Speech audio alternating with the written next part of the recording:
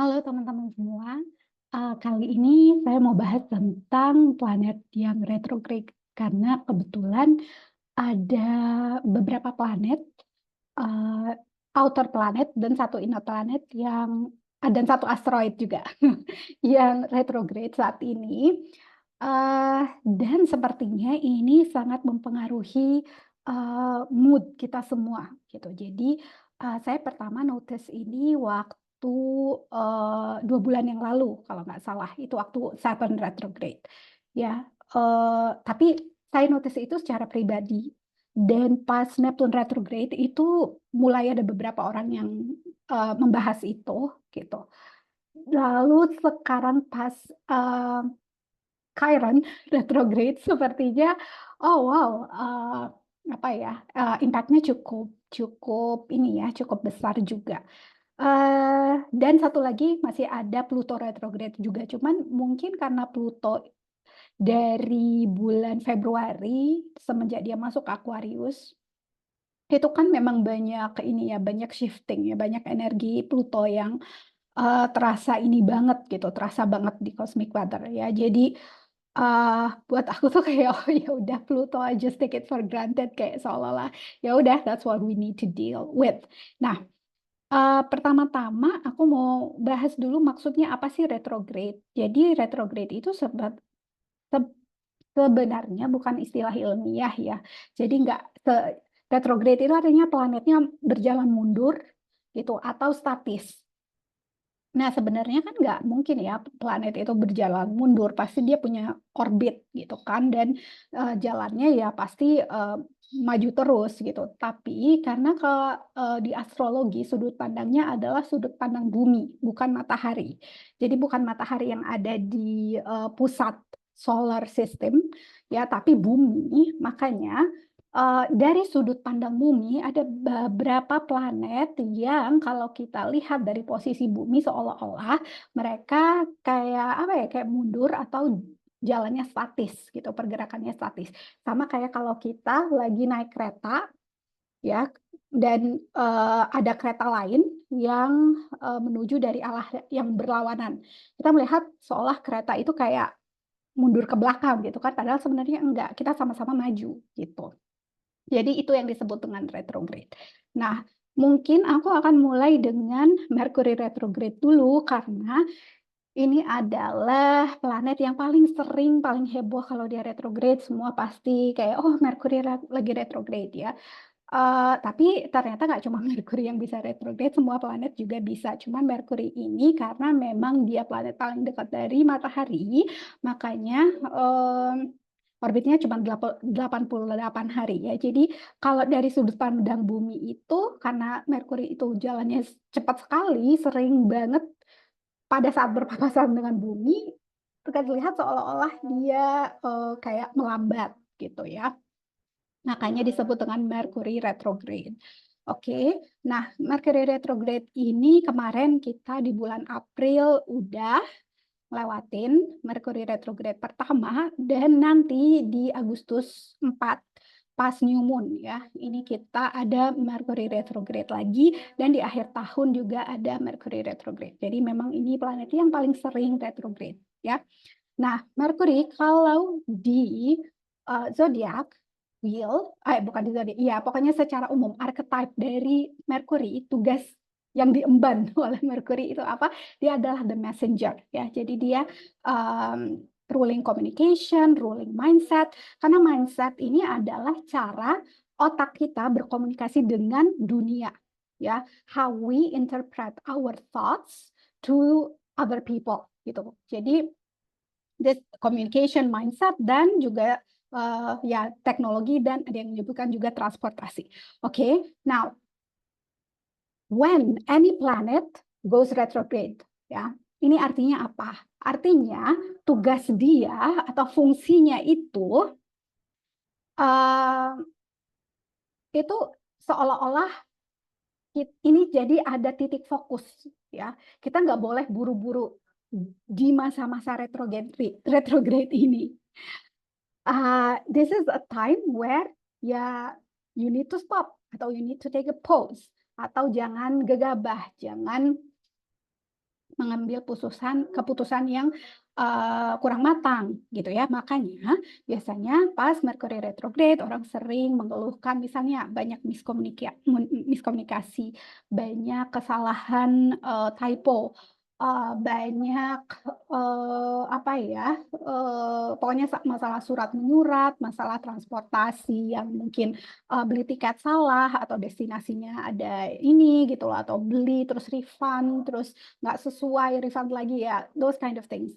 Sebenarnya intinya adalah when a planet goes retrograde, we need to pause dulu, pause di bagian yang menjadi tugas dari planet itu. Bukan berarti nggak boleh berkomunikasi, tapi intinya adalah this is the time that you need to pay double attention to what you are communicating. Ya, think twice about your mindset. Ya pelajari lebih dalam lagi teknologi yang dipakai gitu.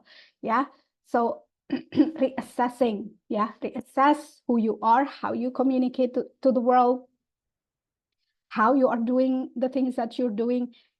This is a phase where you need to take a pause. Bukan berartinya semua stop, enggak. Just take a pause, think twice about everything that you do regarding the realm of that planet, dan look internally, lihat ke dalam.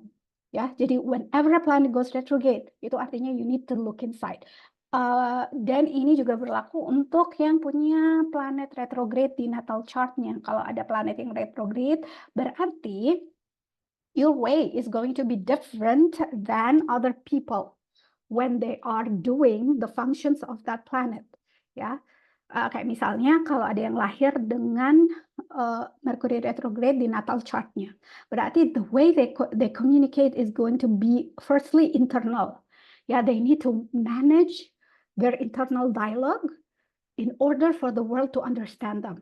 Ya, jadi if they feel that I'm always misunderstood, atau the world doesn't understand me, atau kenapa ya kok aku susah banget untuk mengkomunikasikan apa yang buat orang lain itu mudah, well, because it is a process of retrospection. Ya, bukan berarti it's a bad thing, but you need to master it inside first in order for you to bring it to the world, ya. Jadi ini setiap ada Mercury retrograde, this is where you need to do. Ya, go inside, reassess who you are, evaluate what you are doing, let any miscommunication work their way, use energy towards intelligent changes, ya, upgrading your mindset and life balance, karena biasanya ya itu tadi, kalau Mercury itu planet yang perputarannya cepat ya. Jadi this is the time to pause and look at your life. Apakah masalah komunikasi, masalah relasi itu sebenarnya bukan karena Mercury, tapi karena gaya hidup yang tidak seimbang, atau karena kita yang terlalu sibuk sehingga tidak bisa meluangkan waktu untuk berkomunikasi yang baik dengan orang lain, gitu ya. It's quality over quantity di sini. Okay, so this is Mercury, dan ini baru nanti Agustus 4 ya. Oke, nah untuk melihat impact dari retrograde itu nanti di mana, jadi nanti tinggal lihat aja. Kalau nanti Agustus itu kan di Virgo, dan setelah itu masuk ke Leo ya.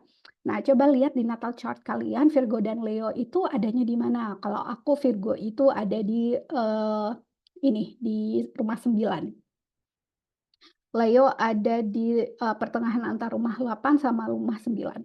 Ya, kalau pakai Placidus. Kalau pakai whole sign, ya Virgo aku 10, Leo aku 9.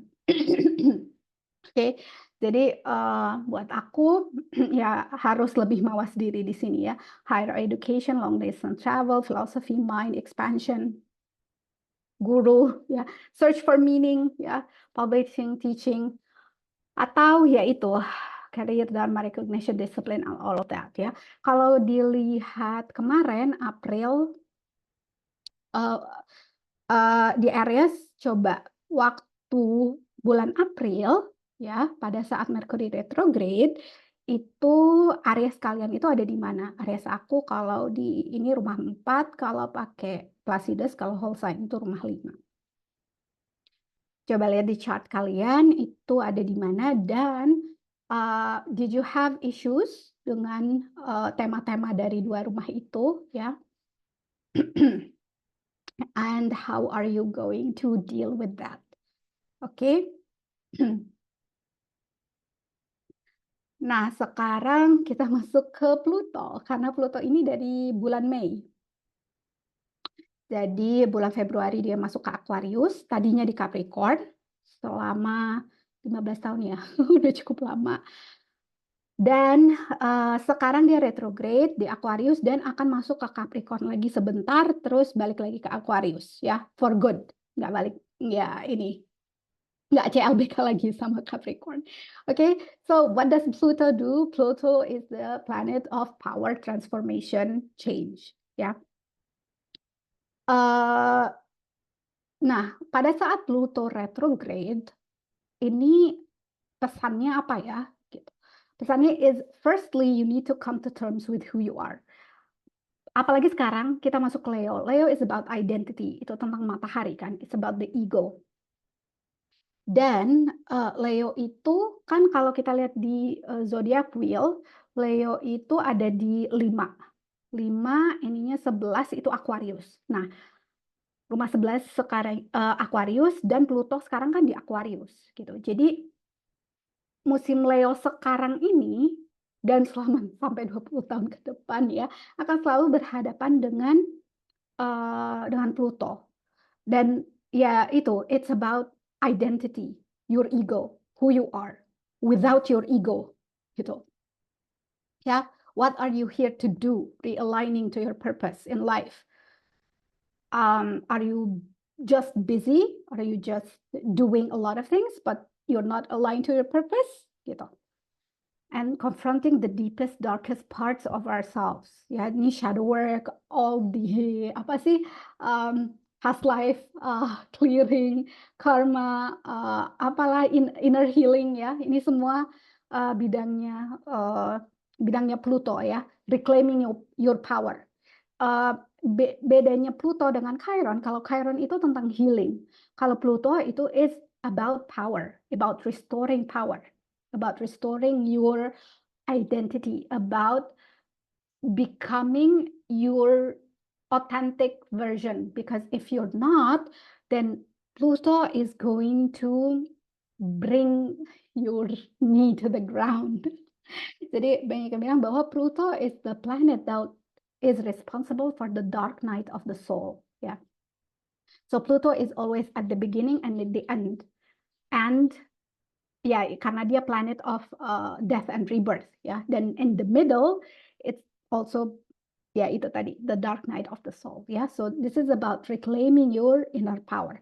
Nah, kalau kita lihat ini kan cukup panjang ya dari Mei 2 sampai Oktober nanti, Oktober 11. Mostly dia akan di gate 60, ini gate di Aquarius, tapi nanti dia akan balik lagi ke Capricornus, ke Capricorn. 60 itu ya, oke. Nah, 60 itu tentang apa? Tentang acceptance. Accepting apa? Limitations, ya. Acceptance of limitation to bring forth innovation, a pressure to be creative, to do something differently. Nah, Pluto ini ngapain sih di gate 60? Pluto is basically saying, who are you blaming for being stuck? Why are you stuck? Yeah, why are you making excuses for not moving forward, for not being creative, for not being innovative? Limitations provide structure. They are not there to repress you. Yeah, limitations are there to give you a container so you can grow and evolve and work through that container. Yeah. If you use that container as an excuse for not evolving, for not developing, then you're going to fall under pressure. Okay. This pressure is actually meant for you to transcend limitation. But if we're not able to use that pressure to see new ways that we can live atau make our own signature in our life, then that's where Pluto is going to be very unforgiving. Jadi oke, jadi salah satu hal juga kenapa ada isu. Why is it important for us to pay attention when planets are retrograde? Because when planets are retrograde, itu seolah-olah kita dikasih kesempatan untuk looking back, lihat lagi ke belakang, apa sih yang belum selesai, apa sih yang perlu diberesin gitu loh. Ini kesempatan untuk melakukan itu. So this is the gate of acceptance of limitations, taking your power back. Don't stay stuck. Don't blame other people. Don't blame other circumstances. Just stay true to who you are. Don't get distracted. Karena 60 itu grounding gate-nya 56 ya. It's about distraction, overwhelm. Fokusnya kemana-mana akhirnya nggak ngapa-ngapain. Nah, sekarang kita ke Saturn. Saturn dia masuk dia retrograde mulai dari Juni 29 ya, dan nanti sampai November. Dan retrograde-nya di Pisces. Ini kombinasi yang menarik ya, karena Saturn itu planet yang sangat serius, planet yang sangat maskulin. So it's about structure, responsibility, ambition, ya, being workaholic ya. Nah, Pisces itu kan water sign. Jadi Pisces itu rumahnya Neptune gitu. Neptune itu it's about imagination, spirituality, dreams, fantasy, ya kan? Tapi Saturn ada di situ, itu kayak bukan di rumah sendiri gitu loh. Jadi kayak yang how can this planet of structure exist in the world of no boundaries, ya, in the world of where there is only depth to it, gitu. Jadi Saturn itu kan earthy planet ya, karena dia di Capricorn. So Capricorn is very serious, it's very ambitious, ya, it's very work oriented, it's service oriented juga. Nah, Pisces is also service oriented, tapi the service of Pisces is the service of the soul, of the spirit. Kalau the service of Saturn is the service of the humankind. It's the service of the earth, the 3D, benar-benar 3D. Karena kalau dari cerita, ya pokoknya cerita inilah ya, cerita masa lalu. Bukan, jadi Saturnus ini adalah planet pertama yang pada saat istilahnya kita diutus untuk hidup di bumi ini, that's the planet, that's the layer that we need to break into. Saturn is about time, Kronos, gitu ya. So sebelumnya waktu kita masih di 12D, 5 inilah ya, there was no time. The concept of time was not like it is right now. But once we cross the layer of Saturn, now we have time and we have structure and we have deadlines and we have work to do, yeah, and we have assignments and we have all of these things, yeah. So Saturn is very much in service of the 3D. Bukan berarti it's something wrong. No, we are here in this world to build the world. We're building the world, but through service to the spirit. Jadi menurut aku itu pesan dari Saturn kali ini ya. How are you aligned spiritually with what you are building? Are you mature enough? Yeah. Are you focusing on your duties and privileges? How are you serious about the future? Are you introspective? Do you reflect on your action? Yeah. What are your habits? How is your relationship affecting you? Are you do you have a long-term plan? Nah,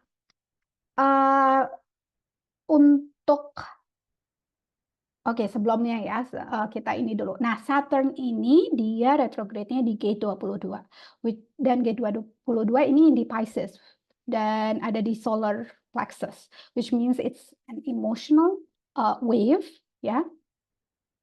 And it's about emotional awareness, about what you're feeling, your mood. It's an energy of openness, yeah. Openness to everything and the depth of emotions and the emotional spirit. Jadi ini menarik sih, Saturn ada di sini. Dan kebetulan Neptune juga retrograde di Pisces. Nah, tadi saya sempat menyebutkan kalau Neptune itu rumahnya memang Pisces. So this is the best combination for retrograde untuk kali ini. Kenapa? Because it enables us to have psychic ability, to be more open-minded to other worlds, other perspective yang sebelumnya kita mungkin nggak kebayang gitu ya tentang, I don't know, different dimensions, different ways of living, how new mindsets yang terbuka gitu ya, new apa ya, new pesan-pesan baru dari subconscious ya, new dreams are being revealed to you, new psychic ability. So this is psychic ability, open-minded, deception and delusion juga. Kenapa? Karena Neptune itu kan a world without barriers, without boundaries. Yeah. So sometimes we think that we are in service of spirit, tapi sebenarnya we're being delusional. We're too much into our own illusion, gitu ya. Okay. Uncovering the subconscious, dream work. Oh ya, dream work ini bagus banget sekarang. Ya, jadi journaling tentang mimpi. Setiap bangun itu diingat-ingat mimpinya itu tadi apa, pesannya apa gitu ya. Dan ini yang penting juga, you need to set boundaries karena kalau enggak ya itu you're going to fall victim to deception and delusion. Oke. Nah, ini ada di gate 25. This is a very nice gate. This is the gate of universal unconditional love ya. This spirit of innocence to love without discrimination, the path from fear to love, the energy to center yourself and those around you no matter what happens. Oke. Nah, sayangnya 25 dan 22 ini shadow-nya adalah rejection. Rejecting others, gate 22, dan rejecting yourself, gate 25 ya, atau not accepting humanity gitu. Kayak seolah-olah gini, kayak seolah-olah being human is a bad thing, as if we all need to be transcendent, as if we all need to be angels, as if we all need to be in the 9D dimension, gitu ya. Whilst actually we need to be integrated in all levels of dimension, mulai dari 1 sampai 5 ya. Karena kita belum bisa ke lebih dari itu, at least sekarang. But it's the hate of being human, the hate of the 3D, the hate of humanity, the hate of merasa bahwa segala sesuatu yang berkaitan dengan kehidupan sehari-hari, the mundane, the daily duties, atau even work ya, is considered less than gitu, kayak seolah-olah tidak dianggap atau seolah-olah itu tidak ada artinya. Nah, itu shadow dari gate 22, 25, dan karena 22 ini emotional, jadi this is highly emotional ya. It could lead to emotional burst. Meskipun ini namanya the gate of grace ya, jadi tergantung dari chart masing-masing sih gimana how you're going to deal with this energy. Kalau dua-dua itu ada di identity center, which means that you need to honor yourself. You need to honor who you are. You need to accept that you are precious and other people are also precious. You need to know that you are loved by the divine. Karena ini universal love. It's the love of God, love of the universe, love of the divine. Yeah.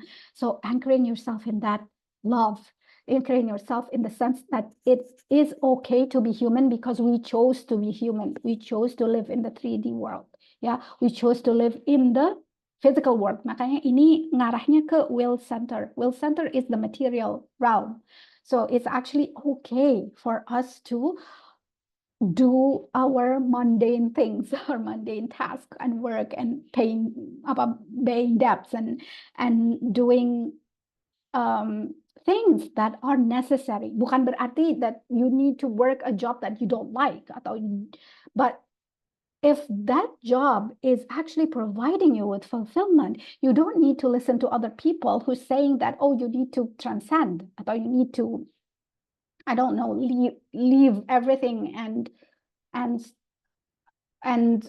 follow your dream. Yeah, like we all have our process. We all arrive at it on our own time, and every experience that we have is teaching us something. Itu aja, that's all.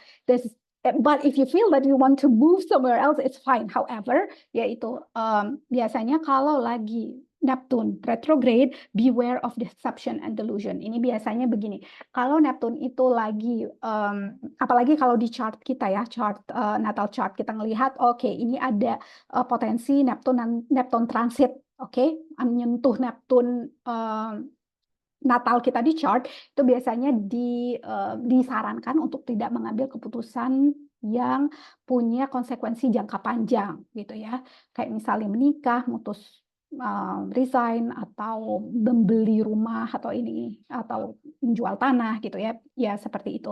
Kenapa? Because sometimes we are being deceptive, delusional at that time ya, nggak terlalu grounded. Nah, kecuali kalau memang keputusan itu sudah dipikirkan dari jauh-jauh hari, udah ya bukan sesuatu yang baru pas transit ini dan terbersit dalam benaknya, oke? Oke. Nah, balik lagi nanti coba dilihat ya di chart ada di mana Pisces. Kalau Pisces aku itu di 3, kalau di whole sign, kalau di Placidus, kalau di whole sign itu ada di 4 ya. Aku nggak pakai Vedic, jadi aku nggak tahu kalau di Vedic itu nanti gimana ininya. Oke? Oh iya, mungkin sedikit curhat ya. Jadi kenapa waktu itu tadi di awal kan saya cerita bahwa saya notice efek dari retrograde ini waktu Saturn kan masuk. Waktu itu saya bingung, kenapa sih kok aku nggak bisa, pertama bukan nggak bisa fokus, tapi I can't do the same things I used to do before ya. Kenapa ya gitu? Kayak misalnya sharing di grup gitu, dulu aku dengan mudah misalnya nulis beberapa paragraf terus share tiap transit, tapi setelah Saturn retrograde, waktu itu aku belum ngeh Saturn retrograde, cuman ngerasa kok kayak aneh ya, aku sering nulis paragraf, terus abis itu nggak di ini lagi, nggak diterusin lagi, terus nanti transit berikutnya juga begitu gitu, and I didn't know. Dan pada saat itu juga I didn't spend much time in meditation, I didn't spend much time in journaling, to be honest gitu ya. Dan aku bingung kenapa ya, why is that? Dan karena waktu itu baru Saturn yang retrograde. Nah, karena ini ada di Pisces, aku ada di rumah 3, it's about communication kan, like apalagi ya, mindset, writing, thinking. So my brain was very much influenced by Saturn. So Saturn somehow ini ya, somehow bukan ini, sorry. Oh ya, somehow kayak seolah-olah it was trying to tell me that if you want to communicate, you can't communicate too much woo-woo now. Because I was communicating Pisces things, ya, about spirituality, about tentang zodiak, transit, bla bla bla, gitu kan. So, dan itu juga kenapa ada terbersit ide bikin channel ini, because I wanted to share something that can be used in the 3D. Something that is not only going to give you the insight, but will enable you to extract the wisdom by yourself gitu. Jadi nggak cuma ngasih ikannya, tapi yang mengajarkan cara memancing gitu loh. Dan menurut aku itu efek Saturn ada di Pisces. Karena sebelumnya aku santai aja dan it was a very pleasurable experience for me untuk sharing. Tapi semenjak ini, tuh, dan aku waktu itu bingung kenapa ya, dan ada 4 alasan sih sebenarnya yang aku temukan. Salah satunya adalah ini, oh Saturn lagi retrograde di Pisces. Oke, aku nggak perlu untuk memaksakan untuk saat ini aku harus sharing dengan cara yang seperti dahulu. Kita ikutin aja deh gitu. Ini kalau misalnya, I want to share in a way that is more structured, dan more apa ya, bisa bisa ya itu tadi bisa that you can use in your 3D life gitu. Jadi kalau masing-masing bisa ngelihat, oh oke, where is it actually affecting me? How can I um, apa ya, avoid atau learn from that transit. Harapanku sih seperti itu. Meskipun kalau bilang video structure nggak juga ya, aku masih belum bisa keep to script gitu kayaknya inilah. Oke. Now kita masuk ke ini Chiron ya. Oke, ini yang paling baru, dia dari Juli 26, jadi baru beberapa hari yang lalu, dan nanti sampai Desember. Wow, dan ini ada di Aries. Ya. Chiron itu bukan planet, tapi dia asteroid. Oke, dan ini asteroid yang baru ditemukan tahun 70-an, 1970-an. So it's very, very recent. Dan kenapa si Chiron ini diberikan fungsi yaitu tadi ya ini untuk wounds, insecurities, and healing karena di tahun-tahun itu pembahasan tentang inner child healing dan internal family system waktu itu karya-karya Freud dan juga Jung itu sudah cukup diterima secara umum gitu ya, spirituality lagi naik gitu. So it was a very timing discovery ya. Jadi pada saat ditemukan Chiron dan Chiron itu ya ada ceritanya tapi mungkin agak lama kalau saya ini di sini. Tapi asal usul dari nama Chiron. However, Chiron is about the wounds that make you human. Ya, this is the wound that you bring from your childhood. Bukan childhood artinya oh ini karena orang tuaku melakukan A, B, C atau D. Bukan. This is the wound that is stamped by your blueprint. Artinya kita semua akan terlahir dengan ketersediaan untuk menyembuhkan sesuatu gitu. And that will be our mission in life. This is the way we serve others ya, by healing our own wounds. Oke, makanya aku biasanya kalau ngelihat Chiron di chart, aku nggak akan mengaitkannya dengan childhood, even though itu benar sih, like everything in our childhood is affecting us, atau everything in our life right now can be traced to our childhood, gitu ya, itu benar. However, untuk Chiron, this is actually something you bring from before that. Ya, ya ini mungkin ada ya ini karma atau ini past life atau whatever that is. I say that it is something that the wound that you came to heal. This is going to be your purpose. If you're able to heal this wound, you're able to be of service to other people, gitu ya. Nah, kalau misalnya dia lagi retrograde, oke, apalagi dia retrograde-nya di Aries, which means that we need to be brave, we need to be courageous to go within, yeah, to heal from the within, to forgive ourselves, yeah, and to release our insecurities. Dan Chiron sekarang retrograde-nya di gate 42, gate of growth, tapi ini juga punya nama lain yaitu gate of closure, ya. Jadi end of cycle, ya, maturing, energy to mature, udah like we have reached the story, whatever story, the story of our wounding, of our powerlessness, of our victimhood, of our hopelessness, of our whatever that is not making you live the best life that you can, atau live your purpose. You need to come to a maturity. Maturity bukan artinya kamu dewasa dan melupakan atau ya ini, no, but actually extracting the wisdom in that story, ya, alchemizing that experience and making it something that you can use as fertilizer for your life ahead. Oke, karena seperti yang saya bilang, this is by healing your Chiron, you heal other people. Ya, by healing your Chiron, you step into your service to others. Ya, dan sekarang karena dia ada di gate 42, so it's about the end of cycles. Okay, you need to end that cycle of hurt, of wound, of pain, of suffering. Okay, and start a new cycle. Yeah. Nah, they also known as the gate of closure. This is the energy to stay committed to a cycle and or end it. Okay. Nanti karena ini ada di Aries, coba ini nanti dicek ya, ada di mana Aries aku di 4. So this is about healing my inner child, ya. And letting go of my ancestral ini ya, suffering atau ancestral karma. Oke. Kalau kalian ada di mana, coba dicek nanti di chart masing-masing. Oke. Nah, what lies ahead?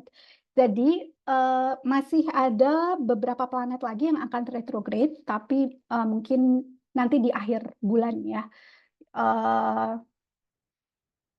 Nanti mungkin kalau planet-planet itu masuk retrograde, I will share again. However, ada sesuatu yang menarik di 2024 ini ya, dengan banyaknya planet retrograde di pertengahan tahun dan di akhir tahun, penghujung tahun nanti.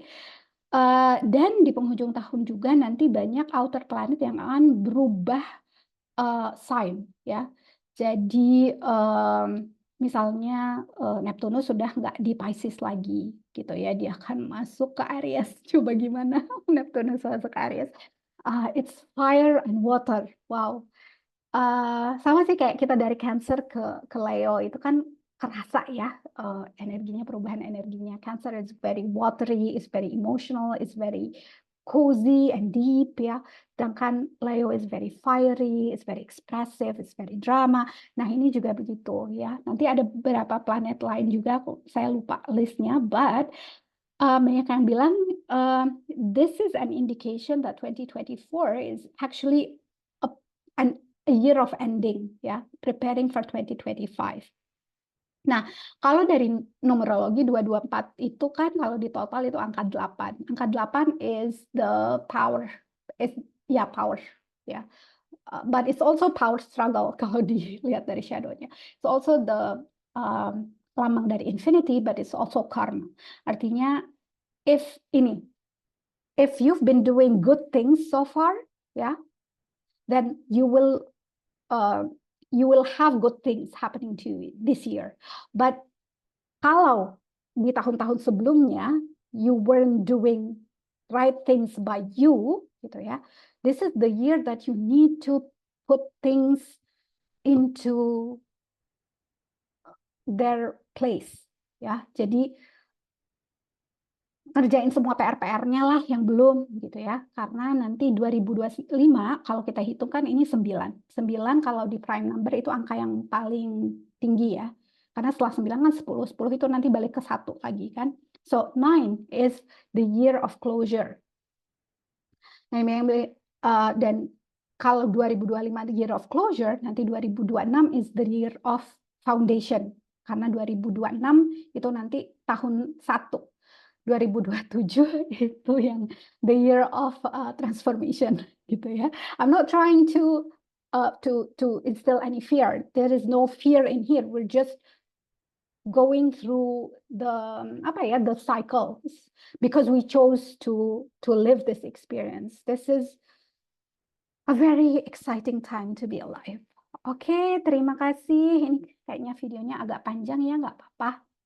Tapi semoga bermanfaat dan jelas. Kalau ada yang mau ditanyakan boleh banget di grup atau di comment section. Terima kasih. Assalamualaikum warahmatullahi wabarakatuh.